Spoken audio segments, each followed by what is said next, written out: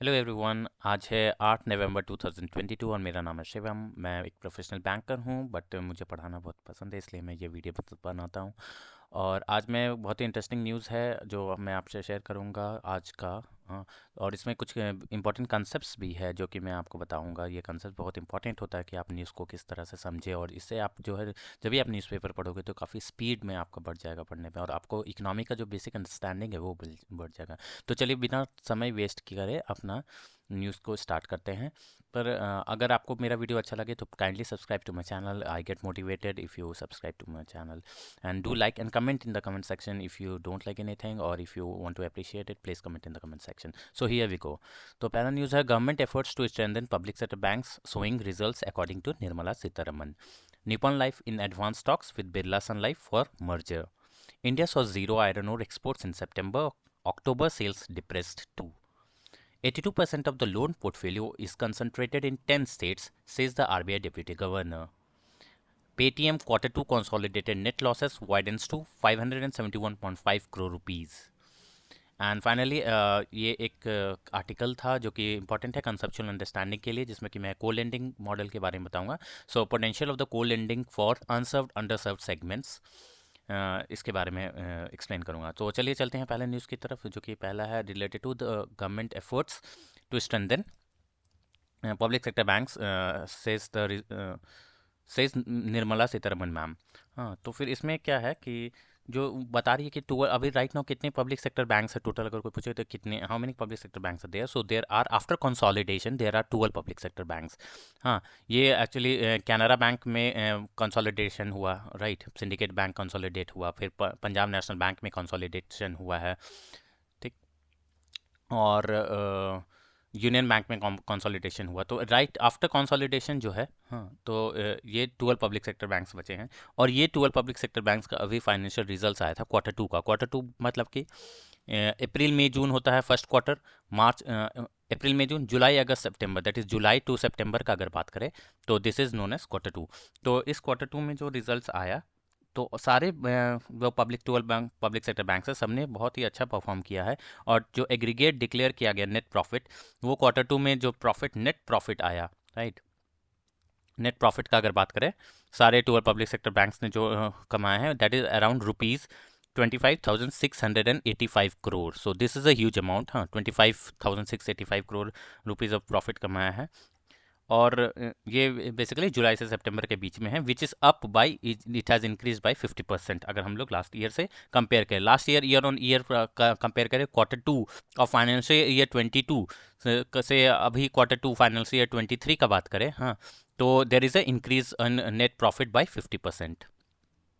सो ये अच्छा परफॉर्मेंस है। अगर हम एग्रीगेट नेट प्रॉफिट का बात करें, हाँ, ये था जुलाई से सितंबर। अगर हम लोग जो फाइनेंशियल ईयर स्टार्ट होता है अप्रैल से अगर हम लोग सितंबर का बात करें, राइट, मतलब इसमें दो क्वार्टर है, अप्रैल मई जून जुलाई अगस्त सितंबर, दो क्वार्टर है। अगर इन दो क्वार्टर का देखें तो देर इज जो प्रॉफिट हुआ है that is rupees 40,991 crore rupees. हाँ, यहाँ 25,685 एक क्वार्टर का, ये 40,991 करोड़ का प्रॉफिट हुआ है। दिस इज अप बाय, अगर हम लोग ईयर ऑन ईयर का बात करें, दैट इज लास्ट 6 मंथ्स 2022 का, और अभी 2023 फाइनेंशियल 23 का बात करें, तो ईयर ऑन ईयर ग्रोथ हुआ है दैट इज अराउंड 31.6% का ग्रोथ हुआ है year on year. So this is actually robust growth. और इसमें जो है एसबीआई जो है राइट नाउ इस क्वार्टर में, क्वार्टर टू में रिपोर्ट किया है अराउंड 74% इंक्रीज। ये सबसे ज़्यादा पब्लिक सेक्टर बैंक है, एसबीआई ने किया है। एक्चुअली इसने रिलायंस को भी पीछे छोड़ दिया in terms of the quarterly earn profit. SBI is the top most gainer, जो कि 74% प्रॉफिट कमाया है, नेट प्रॉफिट क्वार्टर टू में। और इसका अमाउंट कितना है, rupees 13,265 crore rupees of profit कमाया इस क्वार्टर में, दैट इज जुलाई टू सितंबर में। कैनरा बैंक का वही हम बात करें, Canara bank it has also done well, it has its profit has increase by 89%। और इसने इसने अमाउंट ऑफ 2,525 करोड़ कमाया है रुपीज़। और जैसे बैंक ऑफ बड़ौदा का बात करें तो there is increase of 58.70% in profit, और इसका प्रॉफिट है 3,000 312 crore rupees. So this is the amount of the profit जो कि मेन बैंक्स है जो उसने कमाए हैं। वैसे पंजाब नेशनल बैंक का प्रॉफिट कम हुआ है बिकॉज ऑफ प्रोविजन करना पड़ गया उसे एनपीए के लिए, इसलिए उसके लिए उसका नेट प्रॉफिट कम है। तो ये ग्रोथ बेसिकली क्या हो रहा है, क्योंकि जो क्रेडिट ग्रोथ है, जो बैंक्स जो है लोन अमाउंट जो है वो काफ़ी इंप्रूवमेंट हुआ है क्रेडिट ग्रोथ में। और ये लोन बेसिकली रिटेल लोन के चलते हुआ है। रिटेल लोन में क्या आता है, जैसे कि व्हीकल लोन हो गया, हाँ व्हीकल लोन है, फिर कंज्यूमर ड्यूरेबल्स का हो गया, होम लोन हो गया, पर्सनल लोन हो गया। तो ये सारे लोन्स जो है इन कारण से रिटेल लेंडिंग बढ़ गया, इस कारण से नेट प्रॉफिट भी इंक्रीज हुआ है। तो एसबीआई अभी राइट नाउ अभी भी एसबीआई एक्सपेक्ट कर रहा है कि उसका लोन ग्रोथ बढ़ेगा अराउंड 14 से 16% जो है, जो क्रेडिट ग्रोथ होगा इन फाइनेंशियल ईयर 23, मतलब अभी जो फाइनेंशियल ईयर चल रहा है, ठीक। और bank of Baroda is expecting around 15% growth rate.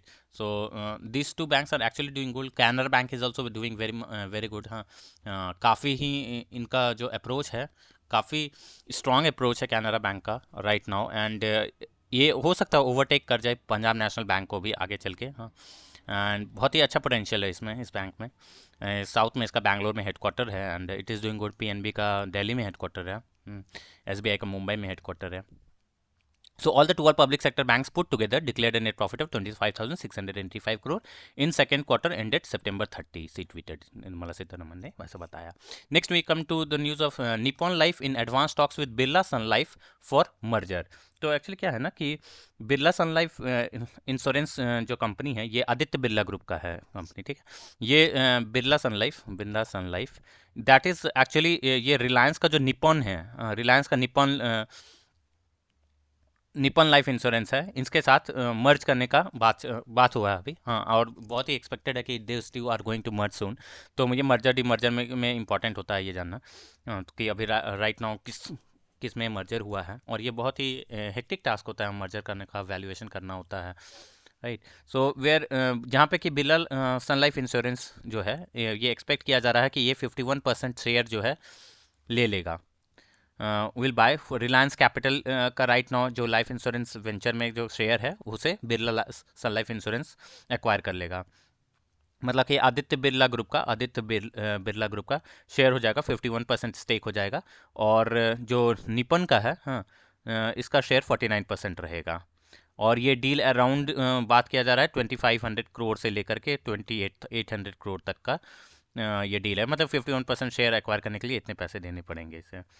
तो इससे क्या होगा कि जो बिरला सन लाइफ इंश्योरेंस है, इसका शेयर जो इंडस्ट्री में है राइट नाउ, इंश्योरेंस सेक्टर में जो है, इसका राइट नाउ अभी है 1.9% शेयर है इंश्योरेंस सेक्टर में। हाँ, ये बढ़ के 2.3% हो जाएगा ये अगर मर्जर हो गया तो, एक्वायर कर लिया तो। सो इसका शेयर इंक्रीज होगा। तो इससे क्या होगा, ये बिरला सन लाइफ जो है that will be more than इसका जो मैक्स लाइफ इंश्योरेंस है। हाँ, मैक्स लाइफ इंश्योरेंस इससे आगे चला जाएगा। कोटक महिंद्रा लाइफ इंश्योरेंस है, हाँ, इससे भी आगे हो जाएगा। फिर टाटा एआईजी है। तो ये मर्जर के बाद actually Birla sun life will actually इसका शेयर है बढ़ जाएगा। तो इससे इन तीनों जो लाइफ इंश्योरेंस कंपनीज है लीडिंग है, इनसे आगे निकल जाएगा बिरला सन लाइफ इंश्योरेंस। तो सन लाइफ में terminate joint venture for life insurance business with Aditya Birla group, ठीक। और तो इसमें क्या है कि निपन जो है ऑलरेडी टॉक आगे बढ़ चुका है and it is most expected कि ये बिरला सन लाइफ जो है it is going to merge with Nippon life. So this was all about this news, nothing much, इसमें कुछ था नहीं वैसा। India saw a zero iron ore export in September, October and in September, और sales expect किया जा रहा है कि डिप्रेस्ड रहेगा आगे चल के। तो ये बेसिकली आयरन ओर का इंडिया जो है चाइना को एक्चुअली एक्सपोर्ट करता है। अगर हम बात करें कि आयरन ओर के बारे में, हाँ, आयरन ओर तो जो सबसे लार्जेस्ट एक्सपोर्टर मतलब इंपोर्टर होता है चाइना जो है, CHINA, China is the largest buyer of the iron ore India से। हाँ, ये सबसे ज़्यादा आयरन ओर बाय करता है इंडिया से। ये अराउंड 21 मेट्रिक टन्स, हाँ million ton, sorry 21 million tons iron ore जो है कॉन्सेंट्रेट लास्ट ईयर जो है ये बाय किया था लास्ट फिस्कल में। सो ये बहुत ही ह्यूज अमाउंट है और इंडिया का सबसे ज़्यादा आयरन ओर का चाइना ही बाय करता है। तो ये एक्चुअली कम क्यों हो गया है, लास्ट सितंबर में ज़ीरो था, एक्सपोर्ट हमारा ज़ीरो हो गया। ऐसा क्यों हो गया ज़ीरो? बिकॉज जो चाइना में जो है क्लोज़र है बहुत, अभी कोरोना चल रहा है चाइना में, हाँ, बहुत सारे सिटीज़ को बंद कर दिया गया है। तो इससे क्या होता है, ऑर्डर बंद हो गया है अकाउंट क्यों? क्योंकि कोविड रिलेटेड रेस्ट्रिक्शंस आ गए हैं। और दूसरा एक और रीज़न है, एक तो हो गया कोविड का, अभी चाइना में कोविड चल रहा है, और सिटीज़ वहाँ पे बंद है। और सेकंड रीजंस हो गए कि बहुत ज़्यादा हाई ड्यूटी लेवी कर दिया गया है। हाई ड्यूटी मतलब एक्सपोर्ट के ऊपर जो है हमारे गवर्नमेंट ने ड्यूटी लगा दिया है, क्योंकि हाँ, ताकि हमारी जो डोमेस्टिक डिमांड है उसको इम्पैक्ट ना पड़े। डोमेस्टिकल डिमांड्स भी है आयरन ओर के लिए, तो ऐसा ना हो कि इन्फ्लेशन राइट नाउ अभी ऑलरेडी ज़्यादा है। अगर ये आयरन ओर को एक्सपोर्ट कर देगा तो डोमेस्टिक सप्लाई कम हो जाएगा, आयरन ओर का सप्लाई कम होने से प्राइस बढ़ जाएगा, और प्राइस बढ़ेगा तो फिर ओवरऑल इन्फ्लेशन बढ़ जाएगा। हाँ, तो दैट इज़ द रीज़न कि हाई ड्यूटी लगा गया है, और कोविड के रिस्ट्रिक्शंस के कारण जो आयरन इंडिया में जो सितंबर में जो एक्सपोर्ट था वो ज़ीरो अमाउंट था। और अक्टूबर का भी अगर बात करें तो कुछ वैसा कुछ अच्छा नहीं दिख रहा है, और यहाँ भी डिप्रेस्ड है अगर बात करें आयरन ओर का एक्सपोर्ट को। तो there was no export for iron ore in सितंबर। हाँ, और अक्टूबर में भी सेल्स बियरली जो अगर अमाउंट बात करें तो ये अभी तक जो है अक्टूबर में आया था 0.13 मिलियन टन्स। हाँ, so this is very minuscule amount compare to जो हम लोग करते थे इन, अगर हम लोग लास्ट 4 ईयर्स का बात करें सितंबर अक्टूबर में, तो फाइनेंशियल 23 का जो वर्स्ट परफॉर्मेंस है इन 2 महीनों में, लास्ट 4 साल का अगर हम लोग बात करें तो। और अक्टूबर में जो है एक्चुअली जो बात करें ये 0.13 मीट्रिक टन था, इसमें 80% डिक्लाइन हुआ है। हाँ, ईयर ऑन ईयर जो एक्सपोर्ट था, मतलब पिछले साल जो एक्सपोर्ट था उससे 80% डिक्लाइन होकर इस बार 0.13 पे आ गया है। तो ये बहुत ही क्या बोले, जो एक्सपोर्ट डिपेंडेंट इंडस्ट्रीज थे आयरन के लिए, उनके लिए ये प्रॉब्लम है। राइट। और अप्रैल से अक्टूबर का हम लोग बात करें, फाइनेंशियल ईयर स्टार्ट होता है अप्रैल से अक्टूबर का बात करें तो फाइनेंशियल ईयर 23 में एक्सपोर्ट जो 23 में एक्सपोर्ट अराउंड था 7.1 मिलियन टन्स। ओके। और फाइनेंशियल ईयर 22 में यही चीज़, फाइनेंशियल ईयर 22 लास्ट ईयर बात करें अप्रैल से अक्टूबर के बीच में, it was around 19.53 million turns. तो 19 देख रहे, फाइनेंशियल 23 में 19 था और 22 में 7.1 मिलियन टन है। So there is a huge difference gap between this and this. तो और जैसा मैंने बोला कि चाइना का लार्जेस्ट बायर है और वहाँ पे रिस्ट्रिक्शंस है, तो इसलिए ये नहीं एक्सपोर्ट किया जा रहा है। दूसरा रीज़न हो गया एक्सपोर्ट ड्यूटी इम्पोज कर दिया गया है ओवरसीज सेल के ऊपर, ताकि जो डोमेस्टिक इन्फ्लेशन है उसे कंट्रोल में करके रखा जा सके। तो सितंबर एंड अक्टूबर of financial 23 are now the worst 2 month period for the Indian iron ore traders in the last 4 years. ये मैंने आपको बता दिया। नेक्स्ट चलते हैं कि 82% of the loan portfolio is concentrated in 10 states says RBI deputy governor. Right. तो RBI के जो डिप्टी गवर्नर है उनका मानना है कि जो 82% ऑफ द जो भी लोन जो बैंक्स दे रहे हैं राइट नाउ, हाँ, वो सिर्फ 10 स्टेट्स में ही कंसंट्रेटेड है, बाद बाकी स्टेट्स में नहीं अच्छा सा डिस्ट्रीब्यूशन हो पा रहा है लोन का। तो अगर हम रीजनल डिस्ट्रीब्यूशन का बात करें तो ईस्टर्न रीजन, हाँ, ईस्टर्न हो गया, नॉर्थ ईस्टर्न हो गया रीजन ऑफ द कंट्री, इसमें ये 2 रीजन में लार्जेस्ट शेयर है। ये 2 रीजन का अगर बात करें ईस्ट इंडिया और नॉर्थ ईस्ट इंडिया का, तो 37% लोन पोर्टफोलियो लोन दिया जा रहा है इन रीजन में। साउथ का अगर हम लोग बात करें, साउथ में इट इज़ अराउंड 27%। और अगर हम लोग बात करें वेस्ट का, तो वेस्ट इट इज़ अराउंड 15%। तो फिर तो आप देख सकते हैं कि कितना ज़्यादा वाइड वेरिएशन है। हाँ, 27%, 15%, 37%, और ये सिर्फ 10 स्टेट्स में ही कॉन्सेंट्रेटेड हो जा रहा है, और बात बाकी स्टेट्स में नेग्लेक्ट हो रहा है। मतलब कि जो इससे इस न्यूज़ से ये पता चला कि जो माइक्रो फाइनेंसिंग है, माइक्रो फाइनेंस, इसको बढ़ना ज़रूरी है। क्यों? क्योंकि माइक्रो मतलब स्मॉल लेवल पे, स्मॉल अमाउंट ऑफ लोन, छोटा छोटा लोन जो कि छोटे छोटे शहर कस्बे में ज़रूरत होता है, छोटे बिजनेस के लिए ज़रूरत होता है, दैट इज़ माइक्रो फाइनेंस। और उसको बढ़ावा देना पड़ेगा, तभी जो है सारे स्टेट्स में इक्वली जो है, कोई स्टेट ऐसा नहीं रहेगा जो कि अनबैंक्ड रह गया है। हाँ, सारे बैंक्स में सारे रीजन्स में अच्छे से लोन्स का पेनिट्रेशन होगा। राइट। तो फिर और दूसरा चीज़, एक और चीज़ है, एक तो हो गया कि माइक्रो फाइनेंस में डेवलपमेंट ज़रूरी है, और दूसरा हो गया कि जो टेक्नोलॉजी है उसको इसको रीच करना पड़ेगा हर जगह। बैंक से बैंकिंग टेक्नोलॉजी जो है अडॉप्ट करना पड़ेगा बैंकों को, ताकि इससे क्या होगा, माइक्रो फाइनेंस को भी फ़ायदा मिलेगा, उसका एफिशिएंसी बढ़ेगा। हाँ, टेक्नोलॉजी से कोई भी चीज़ इजीली रिमोट एरियाज तक रीच कर किया जा सकता है, और इससे जो है ऑपरेटिंग कॉस्ट जो है टेक्नोलॉजी से ये घट जाता है, तो फिर बैंक्स के लिए आसान होता है कोई भी फैसिलिटी पहुंचाना छोटे छोटे कस्बों में। और इससे वो बहुत सारे ऑपरेशनल रिस्क को भी मिटिगेट कर पाएंगे अगर टेक्नोलॉजी स्ट्रांग रहेगा। हाँ, ऑपरेशनल रिस्क वैसे हो गया जैसे फ्रॉड रिलेटेड रिस्क होता है, ये ऑपरेशनल रिस्क होता है। कोई एम्प्लॉय रिलेटेड रिस्क है तो ऑपरेशनल रिस्क है। तो ये फ्रॉड वगैरह इससे इसको देखा जा सकता है। इसके लिए मेन इंपॉर्टेंट चीज़ है कि कंज्यूमर में अवेयरनेस होना चाहिए अगर टेक्नोलॉजी को अडॉप्ट करना है। हाँ, कंज्यूमर अवेयरनेस क्रिएट करना बहुत ज़रूरी हो जाएगा, तभी आके हाँ हम लोग बैंकिंग फैसिलिटीज़ पूरे इंडिया में पहुंचा सकेंगे, ना कि सिर्फ 10 स्टेट्स में ही 82% लोन पोर्टफोलियो डिस्ट्रीब्यूटेड है, ऐसा नहीं होना चाहिए, राइट।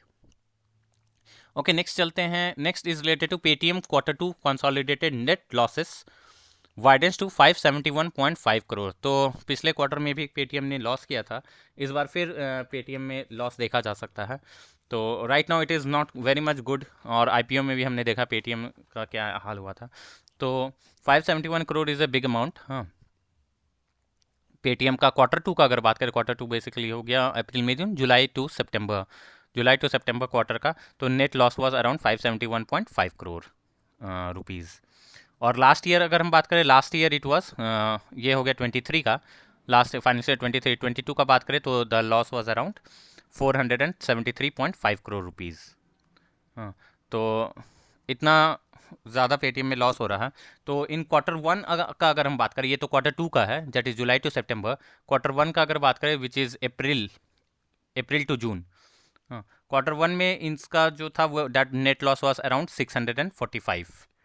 45.4। तो अगर हम Q1 से Q2 का देखें, हाँ 645 से ये घट के 571.5 हो गया। एक्चुअली इंप्रूवमेंट हम लोग बोल सकते हैं इन टर्म्स ऑफ लॉस, अगर बोले लॉस अमाउंट। तो Q1 में 645 लॉस हुआ, Q2 में 571.5 लॉस हुआ, तो लॉस तो घटा है, राइट। और यहाँ पे एक टर्म यूज़ किया गया है कंट्रीब्यूशन प्रॉफिट इंक्रीज हुआ है बाई 224% टू 843 करोड़। तो ये कंट्रीब्यूशन प्रॉफिट का मीनिंग क्या होता है ये बता देता हूँ मैं। ये एक्चुअली क्या है कि ये एक टर्म है जिससे कि पता चलता है कि अगर कोई भी कंपनी है तो वो सेल्स करके पैसे कमाता है, राइट। सेल्स से क्या होता है, रिवेन्यू जनरेट होता है। तो ये रिवेन्यू जो है, हाँ राइट, ये रिवेन्यू कितना फिक्स्ड कॉस्ट को कवर कर लेगा, ये that is the contribution profit. Contribution उसी को बोलते हैं। Contribution is that portion of sale, हाँ, that portion of sale that contributes to cover the fixed cost. कोई भी देखिए, कॉस्ट दो तरीका का होता है, फिक्स्ड कॉस्ट और वेरिएबल कॉस्ट। जैसे अगर आपको पेन बेचना है, राइट, तो पेन बेचने के लिए आपको मशीन्स का ज़रूरत पड़ेगा, बिल्डिंग का ज़रूरत पड़ेगा। तो ये मशीन्स, ये जैसे बिल्डिंग है, बिल्डिंग आपको खरीदना पड़ेगा, तो that is a part of fixed cost. Building हो गया, मशीन्स हो गए, क्योंकि वो एक बार आप खरीदोगे, बार बार लैंड नहीं खरीदोगे, बार बार मशीन्स नहीं खरीदोगे, राइट। और वेरिएबल कॉस्ट क्या हो गया, जो पेन बनाने के लिए प्लास्टिक्स का ज़रूरत होता है, इंक का ज़रूरत होता है, दीज आर वेरिएबल कॉस्ट। आप जितना पेन ज़्यादा प्रोड्यूस करोगे उतना उतना कॉस्ट, वेरिएबल कॉस्ट बढ़ता जाएगा, उतना प्लास्टिक लगेगा, उतना इंक लगेगा, राइट। तो this is fixed cost and variable cost. और जो रिवेन्यू जो है फिक्स्ड कॉस्ट कवर करने में कंट्रीब्यूट करे, that part of the sales revenue, उसे ही बोलते हैं कंट्रीब्यूशन। तो जैसे कोई कंपनी है, राइट, अगर वो मान लीजिए लॉस कर रहा है, तो वो फिक्स्ड कॉस्ट और वेरिएबल कॉस्ट दो तरह का कॉस्ट होता है। तो वो चाहेगा कि पहले वेरिएबल कॉस्ट को वो कवर करे, क्योंकि फिक्स्ड कॉस्ट तो एक बार जो हो गया, एक बार जमीन खरीद लिया है सो खरीद लिया, अब उसका कुछ किया नहीं जा सकता है, राइट। तो मेन एम होता है कि वो कोई कंपनी वेरिएबल कॉस्ट को निकाल ले, कवर कर ले, इतना प्रॉफिट जनरेट करे कि वेरिएबल कॉस्ट को कंट्रीब्यूट कवर कर ले। पर जब ये कवर हो जाता है तो that part of the revenue जो कि फिक्स्ड कॉस्ट को कवर कर ले, हाँ, that is known as contribution. तो ये कंट्रीब्यूशन प्रॉफिट जो है अगर बात करें पेटीएम का, that has increase by 843 crore to 843 crore rupees है, and it has increase by 224% compare to the last year on year बात करें तो Q2 फाइनेंशियल 22 का कंपेयर टू फाइनेंशियल 23 का Q2। और पेटीएम बिलीव कर रहा है ऐसा कि आगे चल के it is going to actually do good.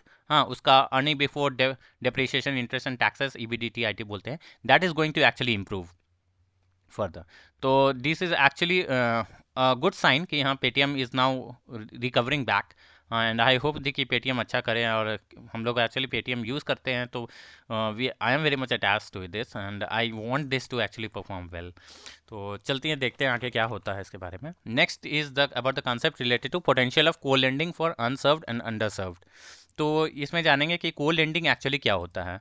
तो को लेंडिंग बेसिकली एक तरह का मैकेनिज्म है जो कि आरबीआई ने अलाउ किया था। हाँ, टू ऐसा इसलिए किया था, को लेंडिंग, को मतलब टुगेदर, किसी के साथ मिल करके लेंड करना है। तो एक्चुअली इसमें क्या है कि आरबीआई ने अलाउ कर दिया कि जो बैंक्स है, जो भी पब्लिक सेक्टर बैंक्स है, जैसे ये जो है एनबीएफसी को, नॉन बैंकिंग फाइनेंशियल कंपनीज को, हाँ, ये जो है लो कॉस्ट में फंड देंगे। हाँ, और ये एनबीएफसीज जो है आगे चल के रिट लेंडिंग, दूसरे जो कस्टमर्स हैं उनको लोन देंगे, राइट। तो इसे बोलते हैं को लेंडिंग। ये को मतलब एनबीएफसी और बैंक दोनों मिल करके एक तरह से लेंडिंग कर रहा है।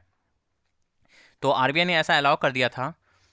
इससे क्या है, क्या होता है कि जो एनबीएफसीज जो है, जिसका रीच बहुत अंदर तक होता है, बोले तो पूरा इंडिया में गांव के छोटे छोटे कस्बे में रहता है, तो इससे जो है फाइनेंशियल इंक्लूजन होगा। जो लोगों को पैसे की ज़रूरत है, उनको जिनको डिमांड कर रहे हैं उनके पास पैसे जाएंगे, तो डीपर ज्योग्राफीज़ में जाएगा पैसे। हाँ, और एमएसएमई हो गया, एनबीएफसीज जो बेसिकली एमएसएमई को ज़्यादा लेंड करते हैं। इकोनॉमिक वीकर सेक्शंस हो गए, लो इनकम ग्रुप है, हाँ, लो इनकम ग्रुप हो गया, मिडिल इनकम ग्रुप है, इन कैटेगरीज ऑफ कस्टमर को फ़ायदा होगा इससे। तो आरबीआई चाहता है कि फाइनेंशियल इंक्लूजन हो, ज़्यादा से ज़्यादा लोग बैंकिंग से जुड़े, और इन कस्टमर्स को बेसिकली जो है, जो कमर्शियल बैंक्स है वो नहीं लेंड करना चाहते हैं। एनबीएफसी के पास ऑप्शन नहीं होता तो वो करते हैं। तो क्योंकि क्यों नहीं करना चाहते बैंक, क्योंकि इसका जो कॉस्ट होता है वो बहुत हाई होता है। बैंक को कॉस्टली पड़ता है इन लोगों को पैसे लेंड करना, और दूसरा कि इसमें क्रेडिट रिस्क भी बहुत ज़्यादा होता है। हाँ, इससे इनके पैसे रिकवर करना मुश्किल होता है, पैसे डूबने का चांसेस ज़्यादा होते हैं इनमें। So that's why bank deter करता है इन कैटेगरीज ऑफ कस्टमर को लोन पहुंचाने के लिए। तो इससे क्या होगा कि फ्लो ऑफ क्रेडिट बढ़ जाएगा को लेंडिंग से, आरबीआई के अकॉर्डिंग। दोनों मिल करके अगर लेंडिंग करेंगे, हाँ, तो फिर इसे फ्लो ऑफ जो अनसर्व्ड और अंडर सर्व्ड सेगमेंट्स है इकोनॉमी का, वहाँ तक जो है क्रेडिट फ्लो हो पाएगा, राइट। तो इसलिए को लेंडिंग मॉडल को आरबीआई ने एक्चुअली अडॉप्ट किया। तो इसमें क्या होगा कि एनबीएफसीज बेसिकली टाई अप कर लेंगे बैंक के साथ। हाँ, एनबीएफसीज और बैंक दोनों टाई अप हो जाएंगे। बैंक प्रोवाइड करेगा बहुत ही लो कॉस्ट पे अपना फंड देगा एनबीएफसीज को, और इसमें जो कंट्रीब्यूशन होता है 80:20 का होता है। मतलब बैंक जो है 80 रुपी, अगर 100 रुपीज़ का लेंडिंग होगा तो बैंक 80 रुपीज़ देगा और एनबीएफसीज 20 रुपीज़ देगा। एनबीएफसीज का शेयर रहता है 20। तो इससे क्या होगा कि ये ऐसा नहीं कि एनबीएफसी किसी भी फालतू कस्टमर को दे दे बिना कुछ पता किए और सारे पैसे डूब जाए। एनबीएफसी का भी अगर पैसा लगा रहेगा तो ये अच्छे से ड्यू डिलिजेंस करके तब लोन देगा किसी को। सो दिस इज़ द रेशियो, ये मेंटेन करना ज़रूरी रहता है अकॉर्डिंग टू आरबीआई को लेंडिंग मॉडल में 80:20 का। और ये बेसिकली विन विन सिचुएशन सबके लिए हो जाएगा। विन विन बोले तो हर कोई इसमें विनिंग पार्टी होगा। इसमें 3 पार्टीज बेसिकली जो है वो बोरोवर को जो है सस्ते में लोन मिल जाएगा, लो कॉस्ट पे लोन मिल जाएगा, क्योंकि जो एनबीएफसीज जो बैंक से पैसे लेगा वो लो कॉस्ट पे लेगा। दूसरा कि बैंक्स को फ़ायदा होगा, बैंक्स जो है आराम से अपना जो भी पैसे हैं, लिक्विडिटी है, बैंक आराम से एनबीएफसी को दे पाएगा। इससे डिप्लॉयमेंट ऑफ फंड हो जाएगा बिल्कुल अनसर्व्ड सेगमेंट्स ऑफ सोसाइटी में जहां नहीं हो रहा। और तीसरा कि एनबीएफसी को भी फायदा होगा। एनबीएफसी को क्या होगा कि एक रिलायबल सोर्स ऑफ मनी मिलता रहेगा, रिलायबल सोर्स ऑफ लिक्विडिटी जो है बैंक प्रोवाइड करता रहेगा। तो तीनों पार्टी विन विन सिचुएशन में रहता है। लेकिन क्या प्रॉब्लम क्या आ रहा है इस को लेंडिंग मॉडल में? पहला हो गया कि ये मॉडल थोड़ा कॉम्प्लेक्स हो जाता है, राइट। कॉम्प्लेक्स क्यों हो रहा है? क्योंकि जो बैंकों को अपना क्रेडिट पॉलिसीज़ में चेंजेस करने का ज़रूरत पड़ेगा, क्योंकि वो बैंक को अपना पैसा एनबीएफसीज को प्रोवाइड करना पड़ता है। एग्रीमेंट क्रिएट करना पड़ेगा, फिर 80:20 का रेशियो मेंटेन करना, ये इसमें डिफ़िकल्ट हो जाता है। फिर जो अकाउंट्स है वो सेपरेट खुलना पड़ेगा, एनबीएफसीज के लिए अलग, बैंक के लिए अलग, बोरोवर के लिए अलग। तो दैट्स वाई दिस को lending model becomes a bit complex. फिर इसमें क्या है कि डिमांड सप्लाई का मिसमैच हो जाता है, राइट।